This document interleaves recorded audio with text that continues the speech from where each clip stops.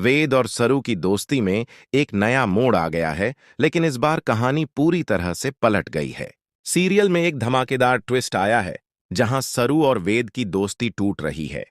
तारा ने सरू को खुली चेतावनी दी है और कहा है कि वह अपनी बहू के लिए कोई सपना नहीं देखती और सरू को उसकी बहू बनने की कोई जरूरत नहीं है।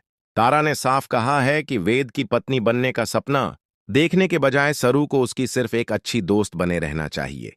यह सुनकर सरू बहुत खुश हो जाती है कि वेद की मां ने उसे बिना किसी उम्मीद के स्वीकार किया है। कहानी में नया मोड़।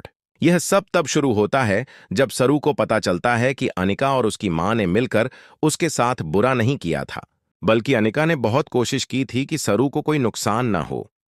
सरू यह बात दादी को बताती है, जिसके बाद दादी बहुत गुस्सा हो जाती हैं और अनिका से मिलने जाती हैं। सरू दादी को नहीं रोकती और कहती है कि अनिका को उसकी गलती का एहसास होना चाहिए। सरूजा की वापसी। इसी दौरान टीवी पर सरूजा की तस्वीर देखकर दादी खुश होने के बजाय दुखी हो जाती हैं। उन्हें लगता है कि उनकी पोती और उसकी बेटी कभी घर वापस नहीं आ पाएंगी। दादू भी इस बात से दुखी होते हैं। दूसरी तरफ कामिनी खुश होती है कि सरूजा अब कभी नहीं मिलेगी। वह सरूजा को ढूंढने के लिए एक स्केच आर्टिस्ट से मिलती है, जो कहता है कि वह फोटो देखकर बच्चों का स्केच नहीं बना सकता। कामिनी को इस बात से निराशा होती है। वेद और सरू की दूरी। वेद और सरू के हाथ गोंद से नहीं चिपकते। फुल्ला उन्हें दूर रखने की कोशिश करती है और कहती है कि उन्हें कभी एक नहीं होना चाहिए।